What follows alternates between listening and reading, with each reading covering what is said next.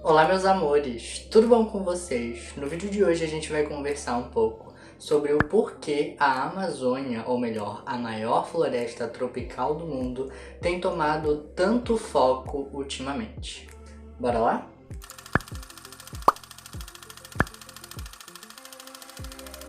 Bom, meus amores, estamos começando mais um vídeo aqui no canal e vamos começar mais um vídeo sobre potência amazônica neste canal, coisa que a gente sempre está falando, inevitavelmente, afinal, como um bom amazônida que sou, preciso trazer também, mediante a esses discursos, o meu posicionamento, a minha opinião, a minha autenticidade e a minha identidade, que é a palavra que baseia todos esses vídeos. E hoje, além de tudo isso, a gente vai falar um pouco sobre visibilidade amazônica também, né? Como é que a gente pondera, como é que a gente enxerga e como é que a gente expõe essa visibilidade dentro e fora do nosso território. Mas antes de qualquer coisa, eu já vou começar pedindo para você que está me assistindo se inscrever aqui no canal para continuar acompanhando todos os conteúdos, tá bom? Não esquece também de deixar o seu like para incentivar e qualificar esse conteúdo de hoje mais especificamente. Vou reiterar que muitos de vocês assistem os vídeos, mas ainda não deixam um like, tá? Então vamos deixar o like porque isso ajuda a impulsionar o vídeo mais para frente, já que a gente quer visibilidade amazônica. Vamos exponenciar essa visibilidade aqui e tornar ela ainda mais pública e principalmente ativar o sininho de notificação para ser notificado assim que sair vídeo novo por aqui, tá bom? Aqui no canal a gente sempre tem vídeos às quartas e sábados, geralmente a partir das 3 da tarde. Agora, sem mais enrolação, bora conversar sobre o que circunda essa visibilidade e identidade amazônica. Bom, meus amores, para começar eu vou tentar nortear e de alguma forma responder a pergunta que eu comecei fazendo nesse vídeo e que tem particularmente mais me indagado, né, dentro de todo esse contexto. O porquê a Amazônia está tão em foco. Vou só dar fazer uma analogia aqui rapidinho, que pensar numa Amazônia em foco é entender o redirecionamento desse foco. Por quê? Porque a gente sempre teve focos em cima da Amazônia, mas vejo hoje, por exemplo, que os focos estão se redirecionando. Nossa, mas em que sentido, né? Como assim redirecionando o foco? A gente sempre teve empresas, indústrias, né? Forças capitais, alguns veículos de comunicação tendo a Amazônia como foco, mas durante boa parte desse período, né? Como foco exploratório, né? Utilizando dos recursos naturais como fonte de, crescimento individual, inclusive. Então, esse já era um foco existente na floresta, né? A gente não pode anular essa circunstância. Mas do foco que a gente está falando hoje é de um foco um pouco diferente. É de um foco que busca viabilizar e potencializar os potenciais criativos, culturais, pessoais e principalmente territoriais da floresta. A gente está falando sobre um foco de visibilidade, sobre um foco de exponenciar pessoas, culturas, realidades que demarcam ou caracterizam a floresta amazônica.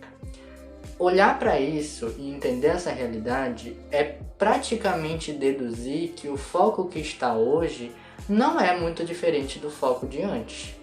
A única diferença, no meu ver particularmente, é que agora a gente não está mais tratando com matéria-prima. A gente está tratando com pessoas, com realidades, com circunstâncias que, óbvio, também circundam a matéria-prima, mas não necessariamente são simplesmente a matéria-prima. São até um pouco mais mão de obra, mas ainda assim mascarada de visibilidade, importância e propagação dessas narrativas. Então, no meu ver, a Amazônia tem tomado todo esse foco muito porque a gente tem entendido o nosso potencial enquanto Amazônia dentro da realidade e do território brasileiro como um todo. Vamos falar um pouco mais sobre isso lá na frente, mas a gente tem visto muito grandes empresas de comunicação, por exemplo, nos procurando. Sendo que essas empresas, na grande maioria das vezes, só chegavam até a Amazônia, isso quando chegavam, por meio ou através de uma catástrofe, né? Olha a dicção, de uma catástrofe, de um desequilíbrio, né? De um impacto socioambiental muito forte. Hoje, não necessariamente, mas a gente vai falar um pouco mais especificamente sobre isso quando a gente pensar em narrativas. A gente caminha por outro lado, mas ainda não esquecendo dessas questões. Porque quando a gente olha para a Amazônia e enxerga esse foco que está nela, a gente não pode esquecer que a gente continua sendo uma floresta extremamente degradada, que a gente continua sendo uma população enquanto estado, dizendo do meu estado, né, do estado do Pará, que desmata praticamente 70% do valor total da própria floresta, né, estando aqui. Então, quando a gente olha para esse foco, que muitas das vezes vem de longe, a gente se deslumbra, a gente se pergunta. E quando eu pensei em fazer esse vídeo, não foi exatamente para responder perguntas. Muito pelo contrário, foi para tornar essas perguntas ainda maiores e mais fragmentadas dentro da cabeça de cada uma das pessoas, assim. Então, na minha concepção, o foco que hoje está na floresta vem muito a partir dessa ideia de uma construção e propagação de narrativas potenciais, sejam elas para o bem, para o mal, ou simplesmente, né, para o meio termo daquilo que a gente entende como potência dentro da Amazônia. Bom, eu estava dizendo para vocês que quando a gente pensa nessas narrativas, a gente precisa entender como é que elas são construídas dentro do contexto que elas são colocadas. Quando a gente olha para a visibilidade das pessoas amazônicas, a gente entende que por muito tempo essa visibilidade só foi tomada dentre algumas circunstâncias, né, principalmente na questão de mídia e comunicação, ou muito estereotipadas no sentido de propagação do audiovisual, por exemplo. Quando a gente pensa em pessoas amazônicas, se a gente olha do lado de fora, né, por exemplo, eu que tenho um pouco mais de contato com amigos e com pessoas que moram na parte sul e sudeste do país, eu entendo que por muito tempo, e até hoje muitas vezes, a imagem que, né, se é passada de pessoas e de vivências amazônicas é completamente estereotipada. Então, prestar atenção nessa questão do foco, né, que busca, na teoria, potencializar, viabilizar e colocar para frente agora de uma forma muito mais, né, transparente, muito mais, como é que eu posso dizer, muito mais fiel à realidade de cada povo, de cada indivíduo, de cada amazônida, é entender um pouco dessa quebra desses estereótipos. Vou citar um exemplo clássico: novelas. A gente já via novelas desde muito tempo trazendo esses estereótipos. Eu posso citar, por exemplo, uma que eu tenho muito em mente e que reforça muito isso, que é A Força do Querer, que foi uma novela de grande sucesso e que realmente, por vários momentos, reforçava alguns estereótipos que causavam incômodos na população amazônica como um geral. Porque às vezes a gente parava e assistia e pensava, mas eu não falo assim, mas eu não me comporto assim. E aí, como é que a gente entende isso? É porque na maioria das vezes, quando se fala sobre uma população tão abrangente, contraditoriamente, se é colocado tudo no mesmo saco, como a gente costuma dizer, né? Farinha do mesmo saco.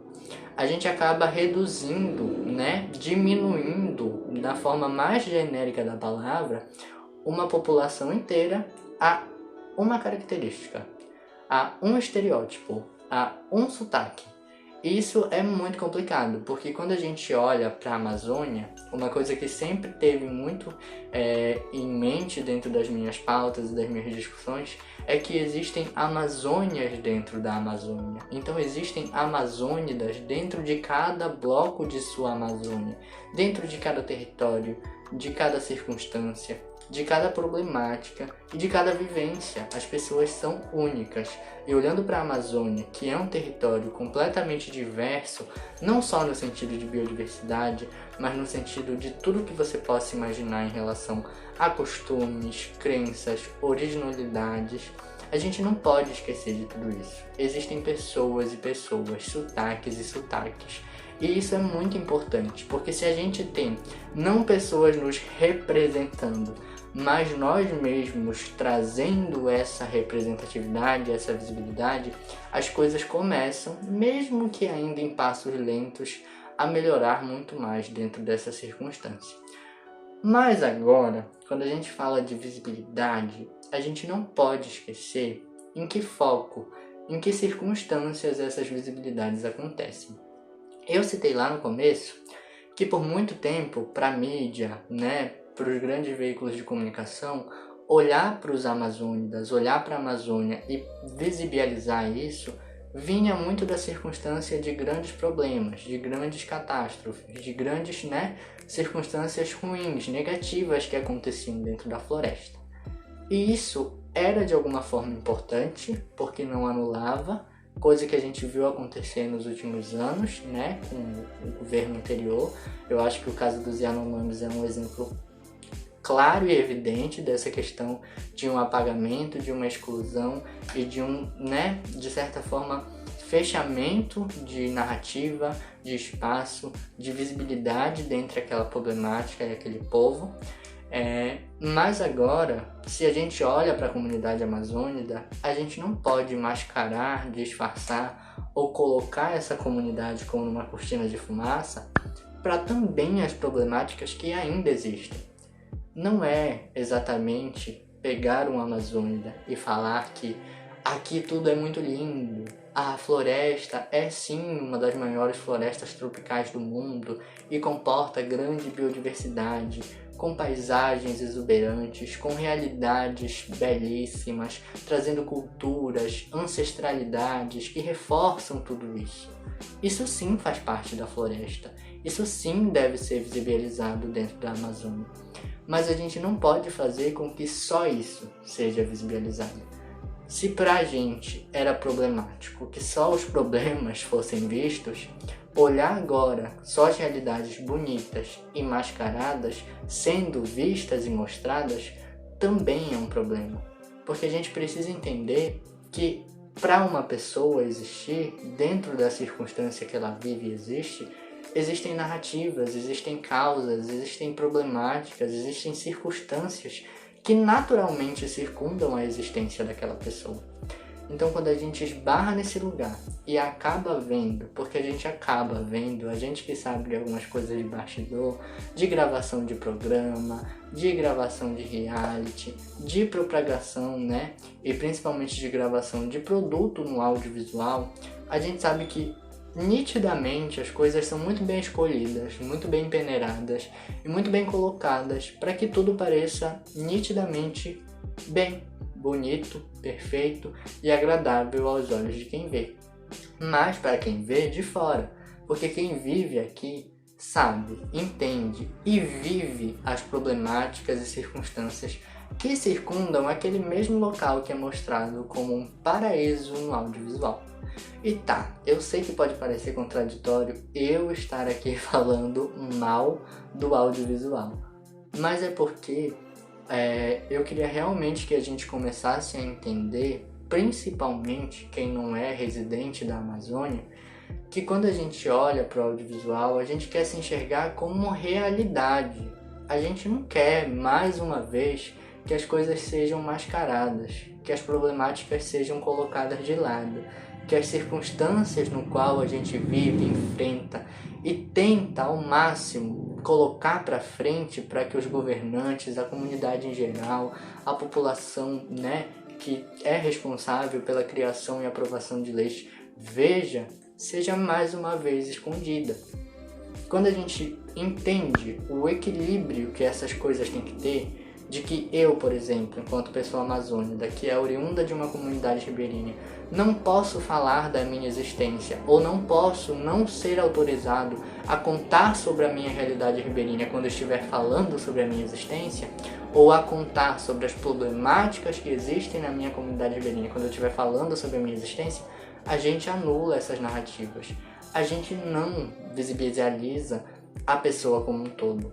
Porque se a gente corta, tira ou simplesmente afasta a realidade, dificuldade ou circunstância que aquela pessoa vive, já viveu ou infelizmente pode viver segundo alguma coisa que está acontecendo, a gente fragmenta ela, a gente tira a parte dela.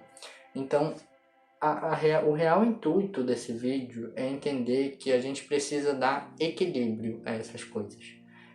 Não é criticioso o suficiente se eu chegasse aqui e falasse: gente, tá incrível, mostrem mais a Amazônia, gravem mais coisas na Amazônia, potencializem a cultura, a tradicionalidade, a culinária, a música, a dança, o folclore, tudo o que vocês puderem da Amazônia.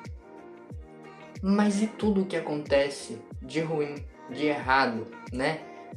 E essa parte? A gente não mostra? A gente esquece? A gente deixa de lado? Não tem como fazer isso.